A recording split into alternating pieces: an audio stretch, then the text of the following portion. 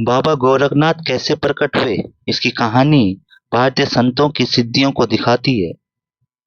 बहुत समय पहले की बात है। बाबा मत्स्येंद्र नाथ भ्रमण पर निकले थे। उन्हें बाबा मच्छिंद्र नाथ के भी नाम से जाना जाता है। पूर्व काल के बड़े ही प्रसिद्ध एवं दिव्य योगी हैं। बाबा मच्छिंद्र नाथ ने ही नाथ संप्रदाय की स्थापना की थी। भ्रमण करते हुए बाबा गोदावरी नदी के किनारे बसे चंद्रगिरी नगर में जा पहुंचे। उस नगर में चलते हुए वो एक घर के सामने रुक गए। उस घर के द्वार खुले हुए थे। बाबा ने वहां खड़े होकर गृहस्थों को भोजन हेतु स्वर लगाए।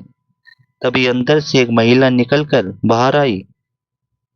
बाबा को देखते उन्हें प्रणाम किया और भोजन लाने अंदर चली गई। जब महिला भोजन लेकर आई तब उसके मुख पर प्रसन्नता नहीं थी। उसने आकर बाबा के पात्र में भोजन रख दिया। उसके मुख की उदासी देखकर बाबा समझ तो गए थे कि उसके दुखों का कारण क्या है, परंतु वह उस महिला से उसकी इच्छा जानना चाहते थे। बाबा मत्स्येंद्र नाथ ने उस महिला से उसकी उदासी का कारण पूछा। महिला ने अश्रुपूरित आंखों के साथ बाबा से कहा, बाबा मैं निसंतान हूँ। बाबा ने विभूति देते हुए उस महिला से कहा, देवी यह विभूति खा लेना, निसंदेह आपके घर पुत्र पैदा होगा। यह बोलकर बाबा वहां से चले गए। अब महिला विचार में पड़ गई कि उसे यह विभूति खानी चाहिए या नहीं खानी चाहिए। एक तो लोक लाज की बात भी थी, दूसरा आसपास की महिलाओं ने भी उस महिला को विभूति नहीं खाने की सलाह दी थी।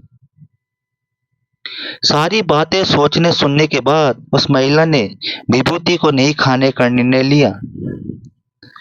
उस नगर में एक स्थान था जहां वर्षों से लोग गोबर जमा करते थे, फिर बाद में उस गोबर को खेती में उपयोग करते थे। उसी गोबर के टीले पर जाकर उसने उस विभूति को फेंक दिया। 13 वर्षों के बाद बाबा उस नगर में वापस आए। नगर आने के बाद वो उस महिला के द्वार पर पहुंचे और स्वर लगाया। जब महिला द्वार पर बाहर निकली तो बाबा ने उससे उसके संतान के बारे में पूछा। महिला ने बाबा को बताया कि उसे कोई संतान नहीं हुई है। बाबा ने उस महिला से सच बताने को कहा, क्योंकि वह विभूति अभिमंत्रित थी। ऐसा हो ही नहीं सकता कि उसे संतान की उत्पत्ति न हुई हो। घबराई हुई इस महिला ने धीरे धीरे बाबा को पूरी सच्चाई बता दी। बाबा ने महिला से कहा, ठीक है, तुम मुझे उस गोबर के टीले के पास ले चलो। क्या वहां अभी भी गोबर का टीला है? महिला ने उत्तर देते हुए कहा, हाँ बाबा, सालों से वहां हम लोग गोबर जमा करते हैं। महिला बाबा को गोबर के टीले के पास ले गई। वहां पहुंचकर बाबा ने जोर से स्वर लगाया, अलख निरंजन। बाबा के स्वर लगाने के कुछ समय बाद गोबर के टीले के बहुत अंदर से एक बालक निकला। महिला और गांव वाले गोबर के अंदर से निकले बालक को देखकर अचंभित रह गए।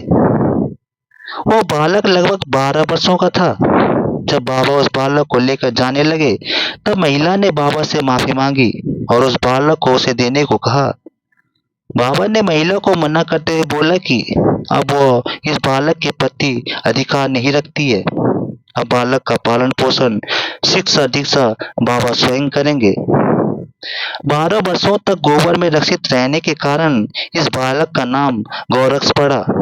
ये बालक बड़े होकर बाबा गोरक्षनाथ एवं बाबा गोरखनाथ के नाम से प्रसिद्ध हुए। आपको ये कहानी कैसी लगी हमें जरूर बताएं और हमारे चैनल को सब्सक्राइब जरूर करें। धन्यवाद।